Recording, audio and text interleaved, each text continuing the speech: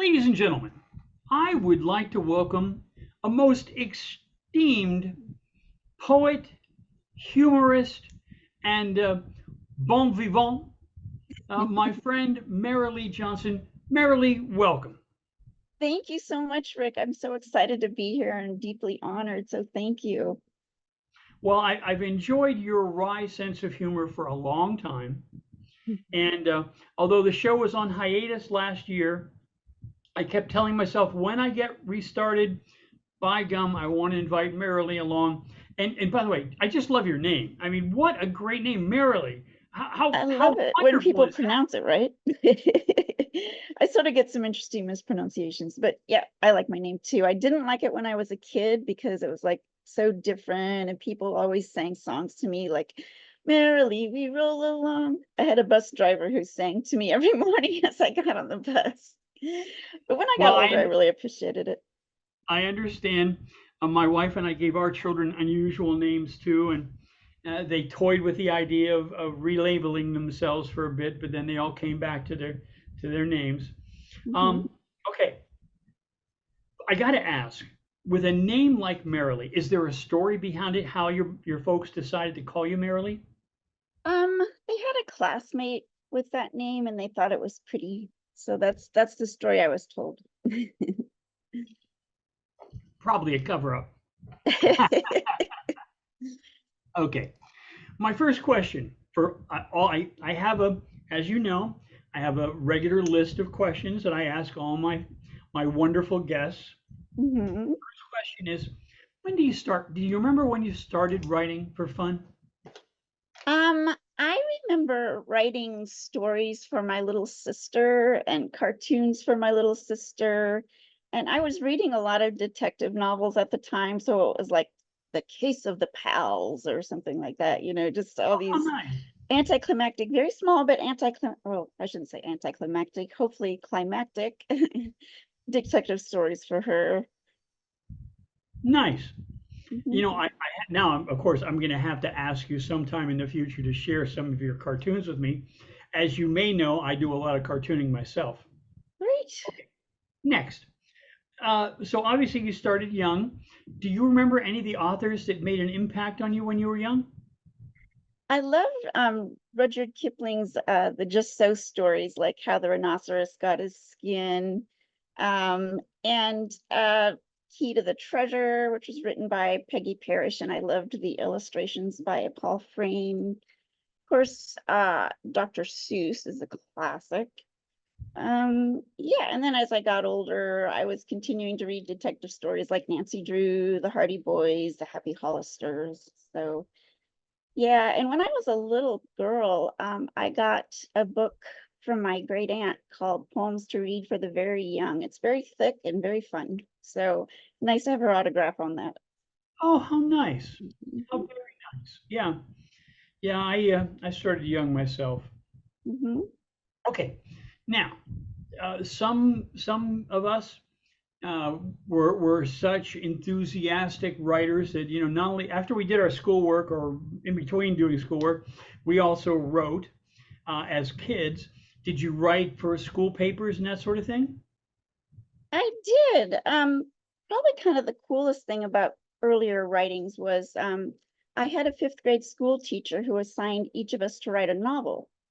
So I wrote a novel when I was in fifth grade. I haven't even done that since. So detective theme, it was like spring adventure. It was about a girls' detective club who are there to catch a thief. So yeah, and then yeah, school newspapers. I wrote an article about people wasting all this time by writing small and neat and all the other things they could be doing instead of writing small and neat. And yeah, so I did actually as a teenager send out a couple pieces for consideration for publication, which they didn't get published, but and I was writing songs and yeah, so a lot of rich opportunities I sort of feel like as growing up. Nice. Yeah, I recall being invited to be editor of our junior high school newspaper, and the first time I presented my first two articles, the teacher sponsor said to me, Richard, you're not a crusading editor of a contemporary newspaper. You write for a junior high school paper. Please tone it down. Know your audience. That's cool. I thought just because I'm editor of only a junior high school newspaper doesn't mean I can't be a crusading editor. Yeah.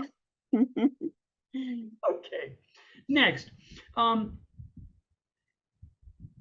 there's always a transition point for most writers where they go from dabbling or doing it for fun to when they really start thinking of themselves as a serious writer. Obviously, if you're submitting things to magazines or whatever, you are thinking of yourself as a serious writer quite young. I was. And yeah, as an adult, I don't know if you're ready for me to go to the adult questions yet or not.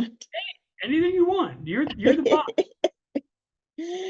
So I took a couple of community college writing courses in the evenings in Iowa. And then when I moved to New York City, I earned an MFA at the New School in fiction, but I was also interested in poetry. And during the lockdown, I really began to write and perform in earnest and to go to online open mics. And this has just been a really wonderfully creative time in my life because of that. It's helped me to be a happier person. So, Absolutely. Okay, which is a great lead into my next question. When did you first perform poetry? um, well, I guess I first performed poetry during these online open mics after the lockdown. And then once, the New Eurekan Poets Cafe reopened, then we all converged and met each other in person for the first time. And then I performed on their stage several times and maybe a couple others, but by far the most times I performed have been online. Okay. Um, are there any poets whose work you still turn to for inspiration, or poets that you still have great respect for? Um, I actually probably read more fiction than poetry right now, except for I do get people's books like yours My goodness. that Oh I my goodness. read. So that's inspiring. But some of my favorite writers are in poetry, Billy Collins, Elaine Equi, a lot of fiction writers and nonfiction, like I like Charles Baxter, Sloane Crosley, Elizabeth McCracken, Donna Tartt, Gary Steingart, Hemingway, Zadie Smith, Barbara Kingsolver, Michael Cunningham, Wow. Octavia Butler, Baldwin, and these are obviously things I've already made a list of. Hey, that's okay. Yeah, People and are interested in what it is that fuels a mind like yours. So yeah, and that's Annie Dillard is really good for nonfiction. Former teacher of mine at the New School, Danny Shapiro. I also like Mary Carr, Augustine Burroughs, and Catherine Boo. And Gucci Mane, if that's even how you say his name, I think he's a rapper, but he wrote a really good personal growth book about, just kind of cut to the chase and, do something every day. And there were a lot of pictures of him in it, but there was also some good advice. So those very are a good. few of my influences. Thank you. Your teachers did were they supportive? Did they make a difference for your writing? That fifth grade teacher really helped a lot. And then when I went to the new school, yeah, they did make a difference. I had Danny Shapiro and A.M. Holmes, Francine Prose, Amy Hempel. Those were a few of my teachers, so they were good. That was just a kind of like a brand new MFA program, so I think I snuck in. Good for you. Now, one of the questions I always like to ask is a process question. Now, there's a whole spectrum of opinion as to whether you should write every day for practice or you should only write when inspiration knocks on your door. It's of course a spectrum of opinion in between the two extremes. Where do you fall in that continuum, or are you somewhere else entirely? Um, I think it's good to write more often than when you're being inspired, because once you open your notebook and you start writing, sometimes things occur to you. But I also have to admit that I write a lot when I think of something, which might be on the subway. My notebook is always in my purse. I got it handy, or like on a break from work. And these online open mics are really good for lighting a fire under me to like be like, oh my gosh, I want to have something ready to go to such and such an open mic. I usually go to like between 1 and 3 open mics a week. So it's a lot more comfortable if I have a work ready, because I don't function very well if I'm like, oh my God, I have to have something ready, in short order.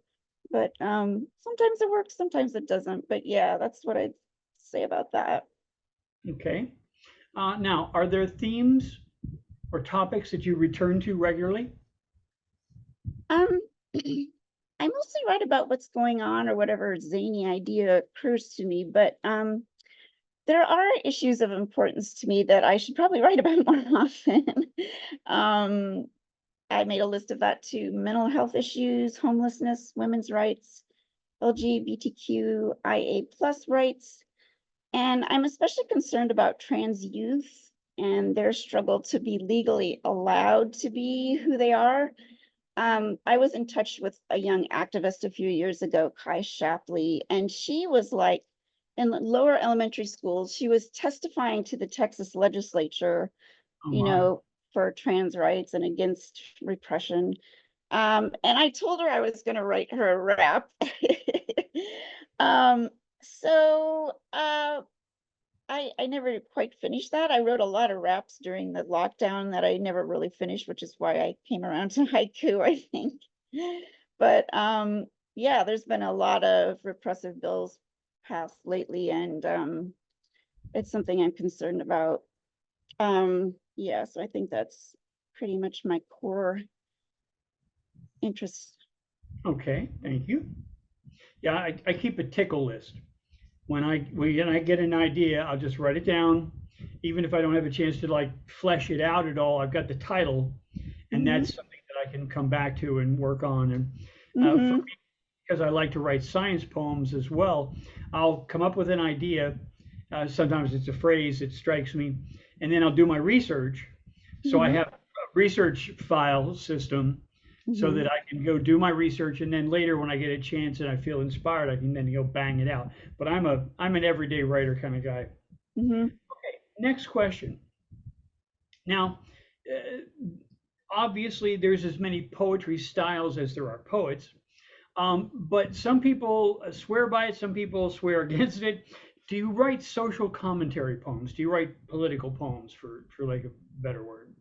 I have written a few like homelessness haikus. And I mean, like when I was writing raps during lockdown, I was writing about George Floyd and the Black Lives Matter movement. And so I guess I think of raps or longer poems as maybe more conducive to that. I don't know.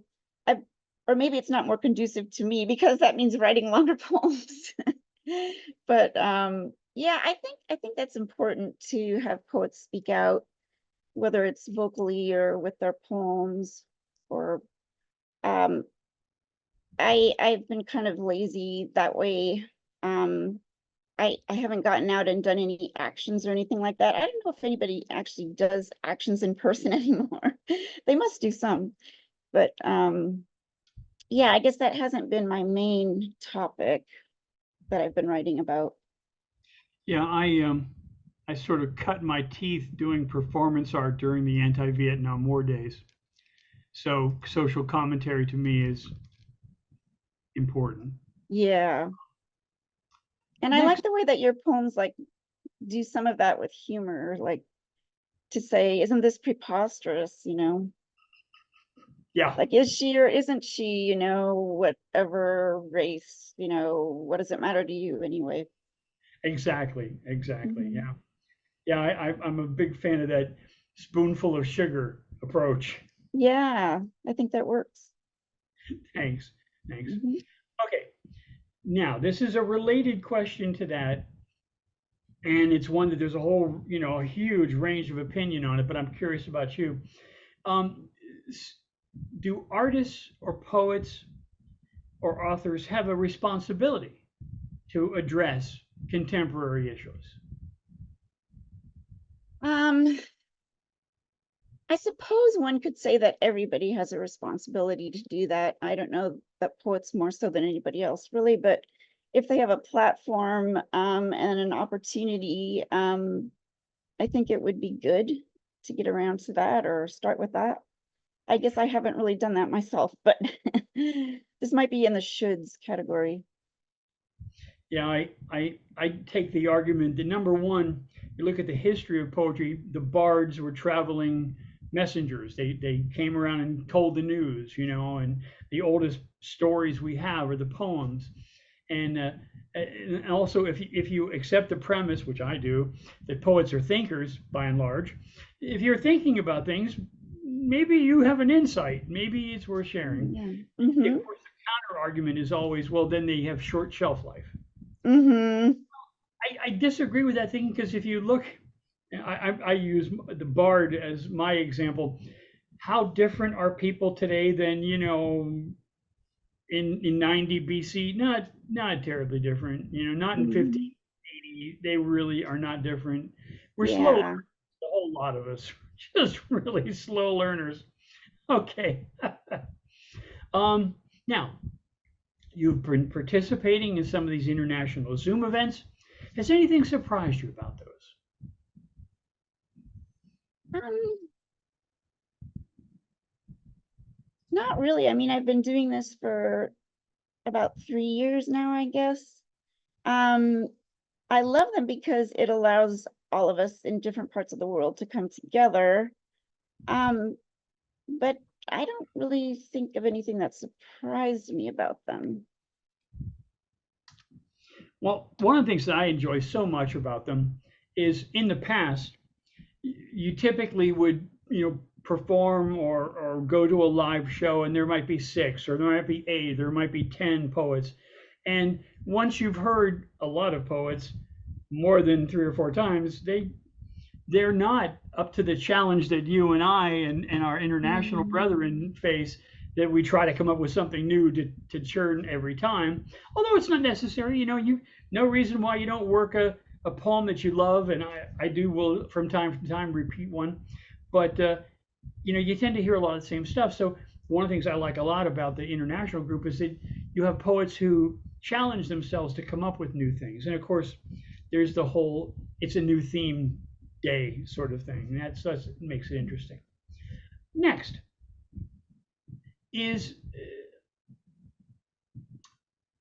if a young person came to you and said, I dabble in poetry, but I don't know, is it really worth it? I mean, should I just write short stories or novels or get into journalism? Is poetry worth it? So the question to you is, would you advise a young person, yeah, poetry's worth it or not? yeah, I think creating anything is important because it's self-expression. It's something of yourself that you put out in the world. And I find that I get inspiration from a variety of different art forms like music and visual arts and plays and dance. I mean, fashion design, anything that is, I mean, I love to see something that someone has had an idea and they've actually actualized it. I mean, that's impressive to me. I know that Kurt Vonnegut has a good quote about this, which is practice any art, music, singing, dancing, acting, drawing, painting, sculpting, poetry, fiction, essays, reportage, no matter how well or badly, not to get money and fame, but to experience becoming, to find out what's inside you, to make your soul grow. So, I mean, if you can do that for yourself, then I'm sure it will affect others around you. So that's another good reason. Yeah, that's a good guide, that's for sure. Vonnegut is amazing. Next question. What makes a good poet? Um, I think that there are several things. I think fearlessness. The age-old question is, do you write to appeal to the reader? But I think you need to be brave enough to write what you need or want to write, regardless of which readers it might appeal to. Sometimes I'm brave enough to experiment with form, sometimes not. Sometimes I'm brave enough to write about particular topics, sometimes I'm not. But I would advise pushing the envelope, because what you write will engage some readers, or your reader tribe to be. They'll glom onto you once they hear something in your work that resonates with them. Observation is another important thing. A good writer observes the world, conveys thoughts about that vision, and gives us their interpretation about nature, politics, thoughts, feelings. Someone who calls it as they see it. The implications of living in the world, the human experience, and if comedy, calling us out on certain behaviors or imagining. Imagination, I think this is especially important. Let your imagination run wild. Sometimes you may choose to write something that at first glance seems preposterous, but just go with it. See where it leads you. I can't stress enough the importance of that in your writing process. Maybe you'll end up cutting some of the material between the prosperous idea and the place where it got you to. Maybe, but don't censor yourself. Your voice has to feel free to speak. And lastly, wordplay. Of course, a good poet uses words effectively and efficiently and enjoys wordplay, and they appreciate the beauty of words and sounds and what they can do. Very nice. Thank you. Mhm. Great answer. Great answer. Okay, next. Is narrative important in poetry? Um, it can be. I mostly write short poems, and I've learned that you can have a complete arc in very few words. But I think observation, ideas, feelings, thoughts, many poems focus more on those things and not narrative per se, and I think that's totally valid. Okay. What kind of reading do you turn to today for entertainment?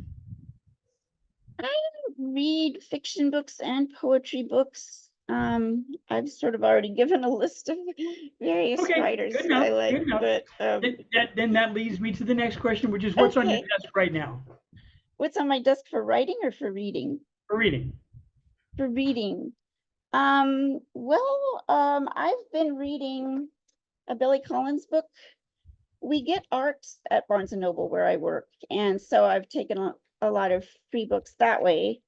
This is Water, obviously. Um, but there's a lot of things on my desk. I mean, like a Kamala Harris book,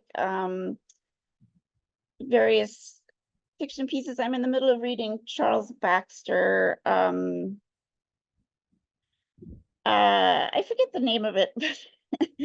That's another book that I found at work for free, and I was thrilled because I really like Charles Baxter. So yeah, I have too many books, as probably all of us do.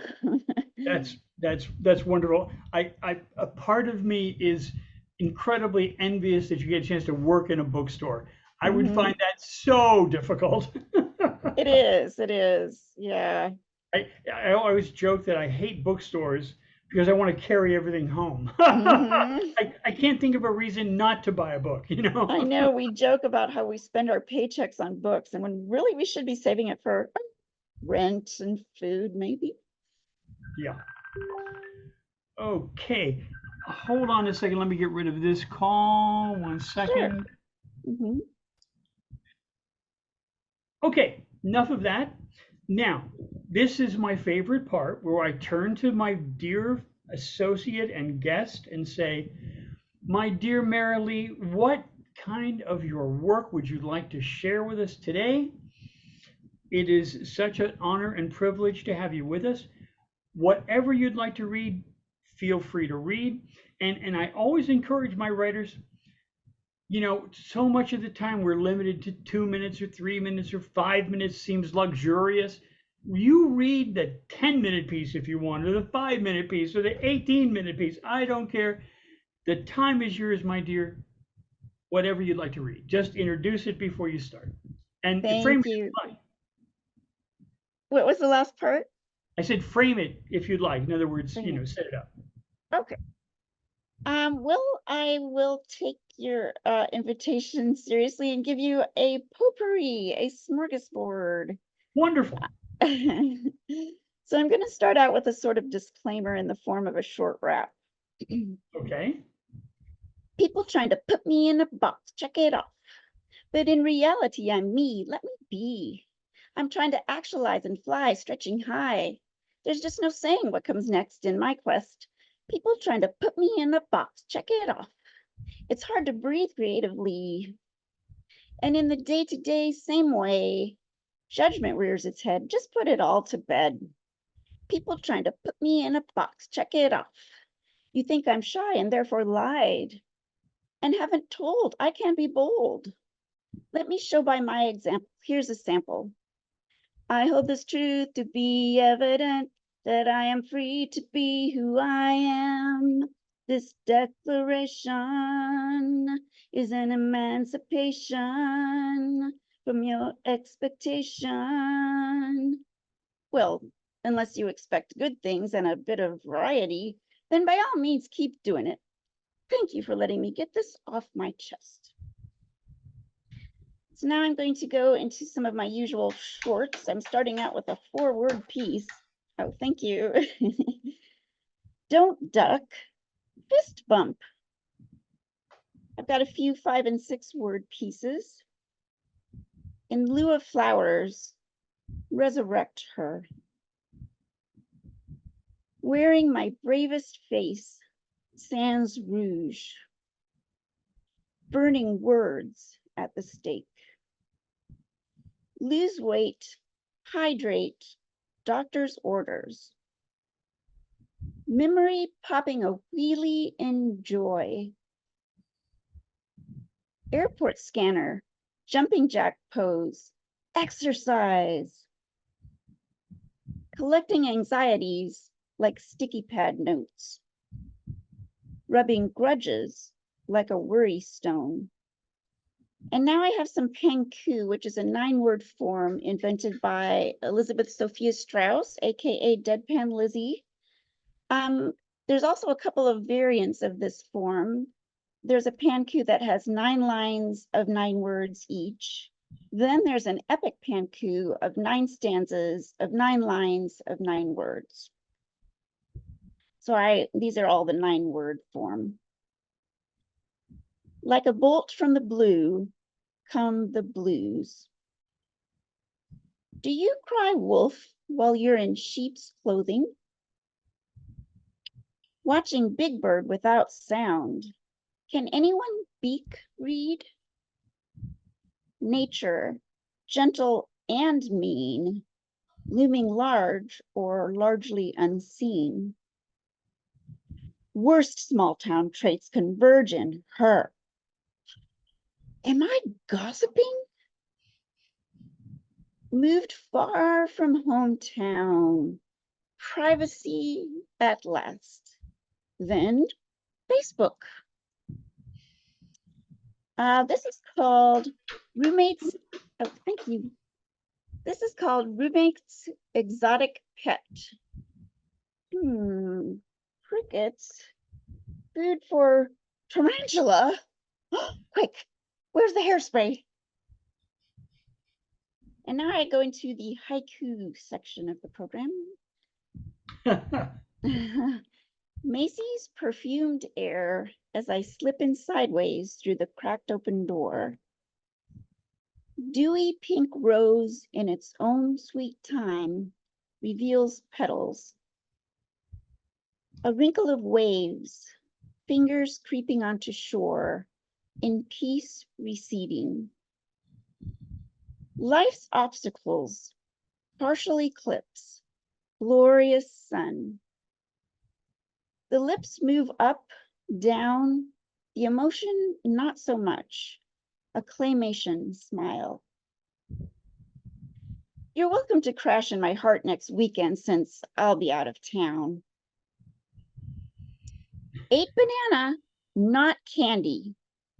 Didn't lose 30 pounds? Ugh, diet plan sucks. Long familiar warmth, our hands in your coat pocket, maybe the last time. Women's vanity, thick, fake eyelashes.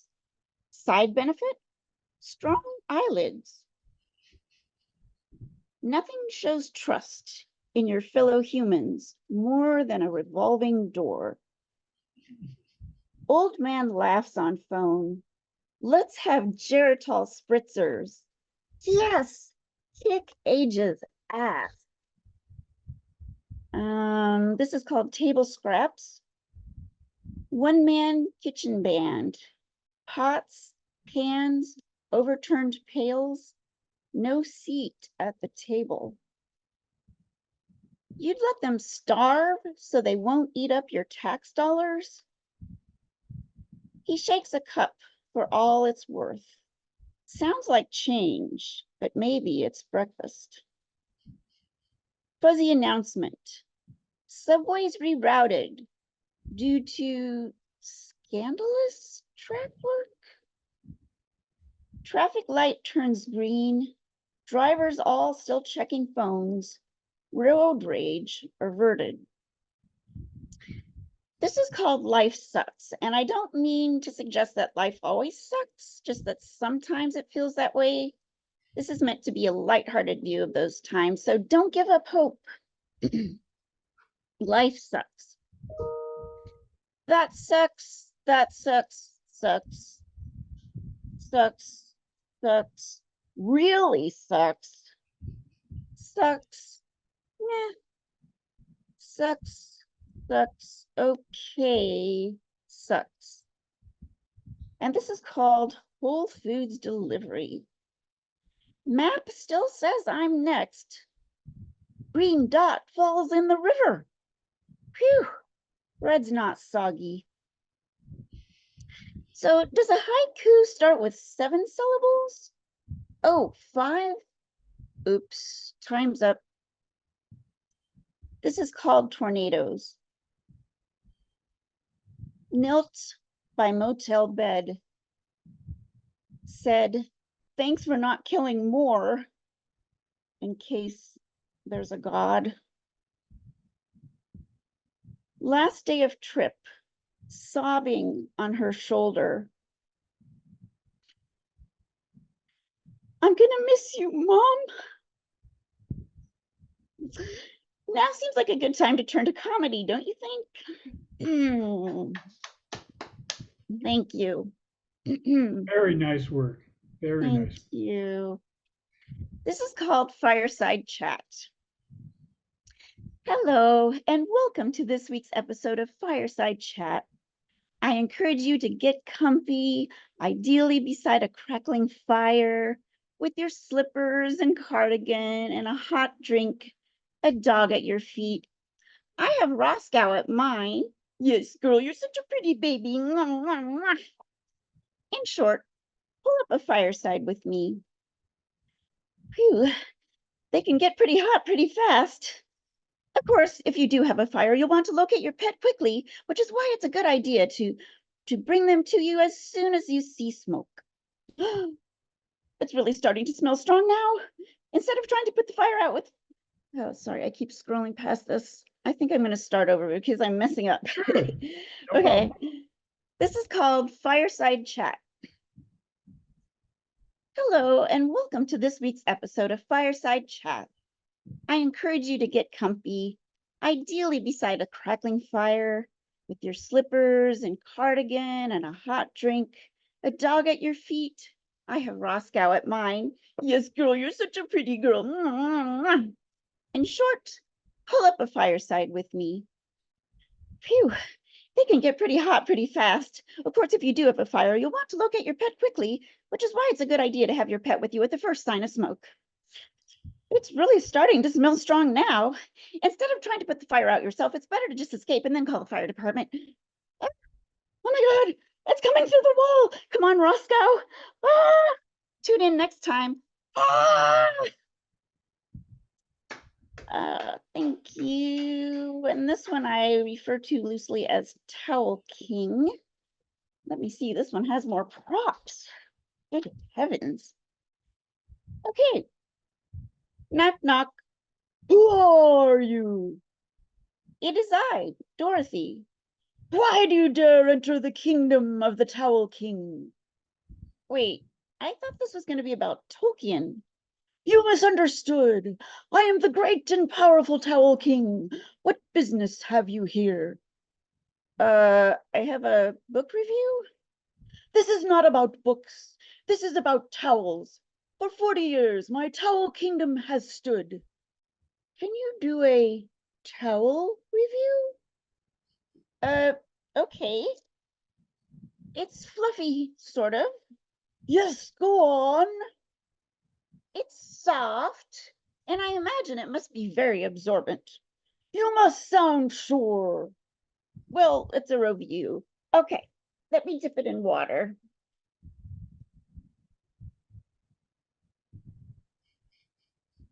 Oh, yeah, it seems very absorbent. Wow, there's no water left in the vase. And what about the smell? The smell? Would you be willing to put your nose into it and take a big sniff? That depends whether it's been used before. It is brand new. It has been cleaned with a wonderfully scented laundry detergent. Go on, sniff. Okay. Achoo! That doesn't look good if you sneeze upon smelling my towels. Look, I can't help it, okay? I have sensitive skin. I must be allergic to your towels. Listening to the customer. That is a thought. That's the going trend. People will like you better for it. Thank you for your feedback. If I could just ask one question, I'm looking for the great and powerful Oz. This is not the place for Oz. You must go down the hall, second door on the left. And if your dog left any presents on my rugs, you will pay the cleaning fee. Good day. And now for something completely stupid. If a man takes his dentures out and puts them in a glass of water on the nightstand, lies down on his side of the bed, then peers through the glass of teeth to see his partner over by the closet, and he tells a little white lie about how sexy she looks in flannel, can he be said to be lying through his teeth? And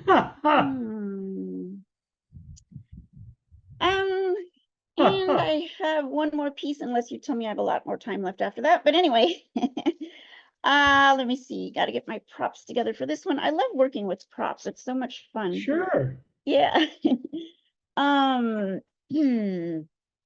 Okay.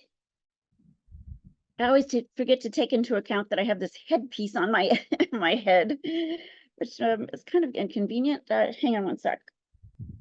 Okay. I also want to offer an apology for not speaking in a better Russian accent throughout this. That's one thing I could stand to practice, but I just wrote this recently, so that's my excuse. I refer to this as social media cop. Like me, I'm sure a few of you have been locked out of Facebook. The reasons remain murky. Too many accounts, violating community standards. What's next?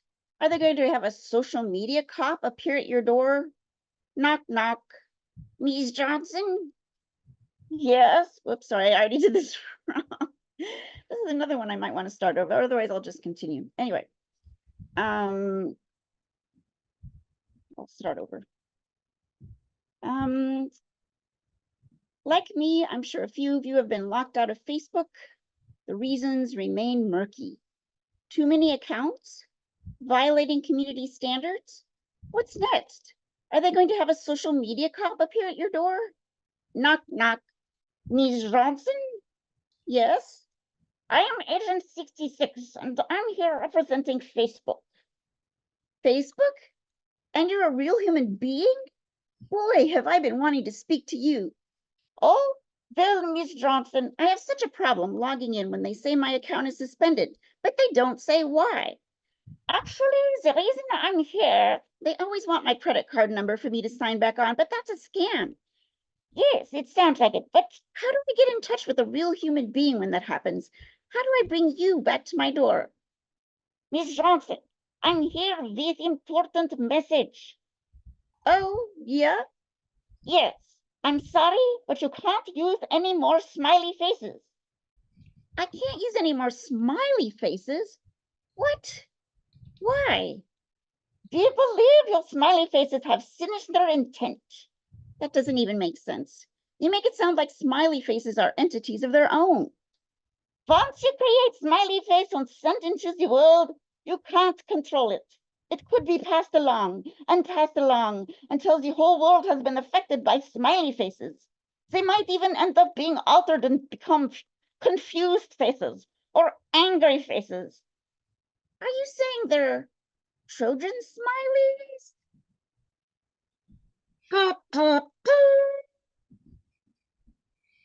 I don't want to put it like that, but yes. Now look here. I haven't been trafficking in viruses, but it makes me think Facebook is. What? We all just want to have a little enjoyment in using Facebook, but you hide behind your platform, and even my computer whiz brother-in-law says we'll never know what you all have running in the background. We also want happy customer.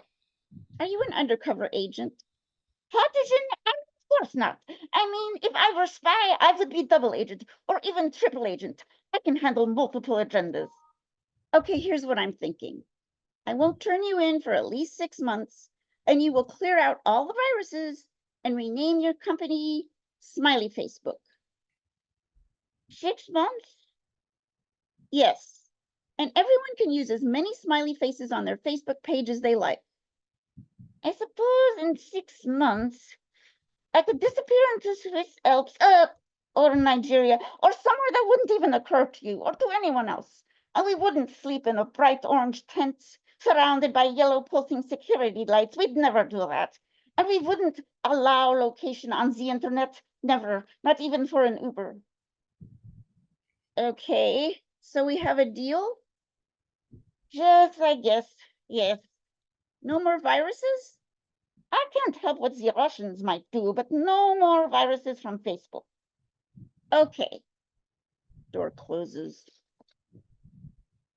Let's see. Next address, I sell Girl Scout cookies. Thank you very much. Appreciate the audience.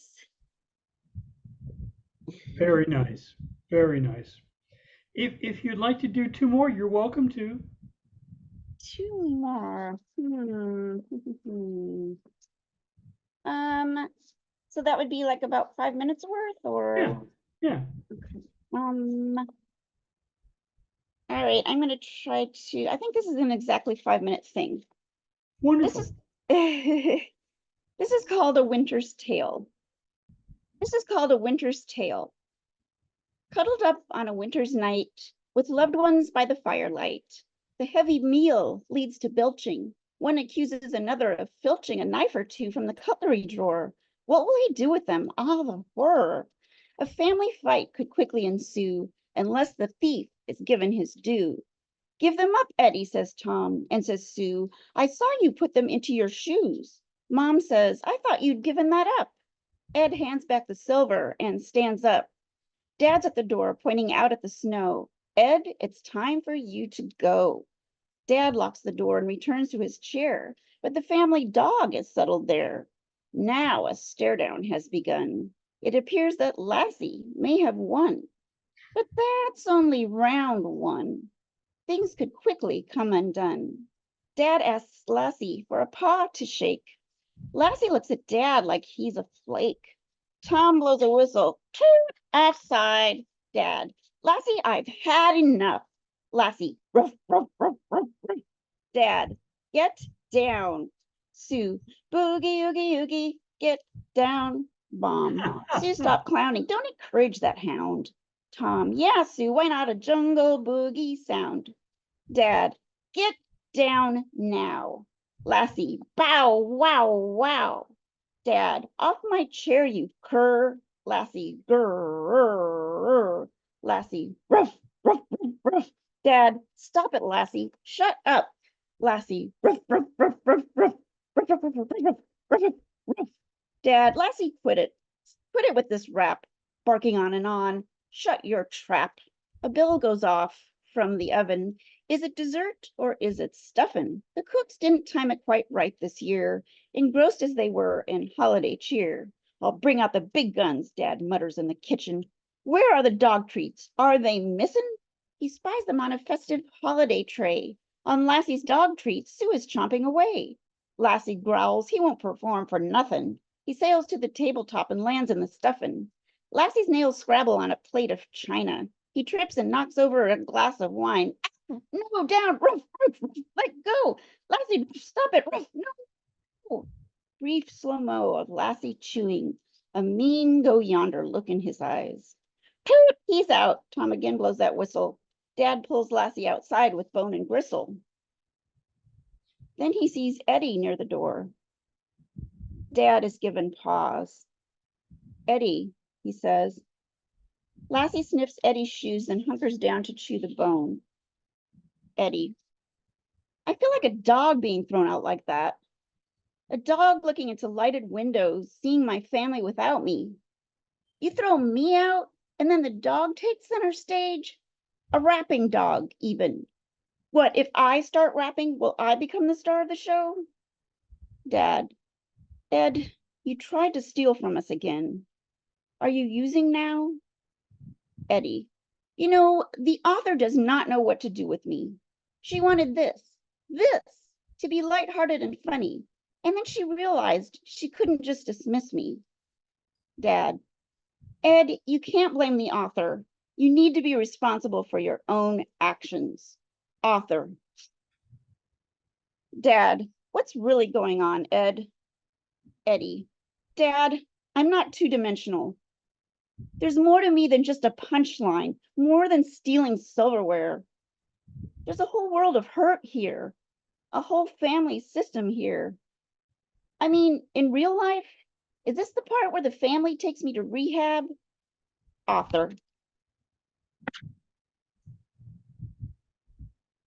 Eddie, or maybe, Dad invites me back inside to have dessert. Dad considers, rocking back on his heels. Then he says, let's do it, and ushers his oldest son back into the house. Lassie follows, carrying the bone in his mouth. They settle in chairs with the others, an open circle near the fireplace.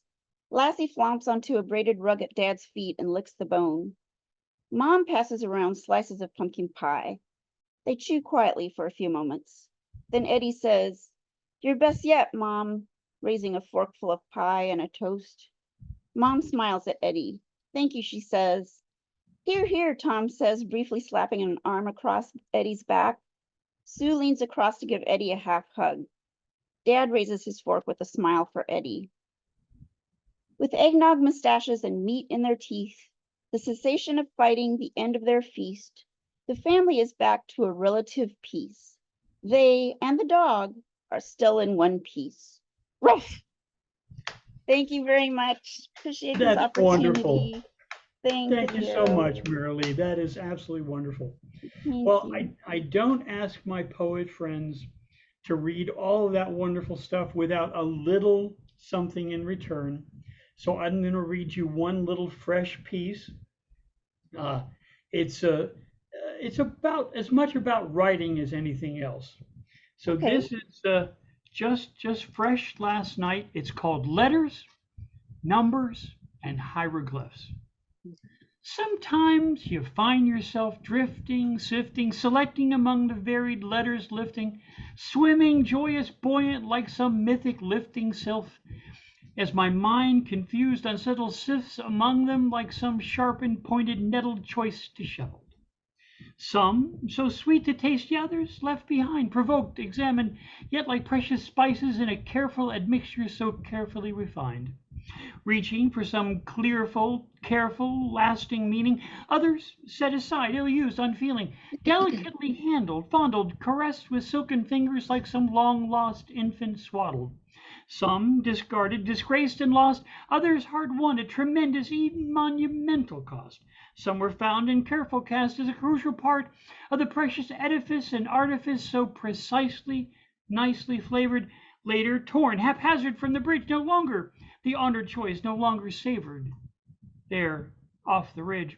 Some plucked and clutched from ancient dustbins of meaning, now fraught with awful power, scented, delicious, delicate, like portentous Baroque Romanesque ceilings, yet In the end, does the edifice so tremulous constructed serve to cross the chasm, solve the riddle, enhance the tax deduction, dot the J? Like precisely what secret message did that coded, loaded message that arrived this morning relay? All to spin the petal in the sun, in the final moment 'twas mere tinsel, sequined, or much esteemed, an august treasure so hard won and done.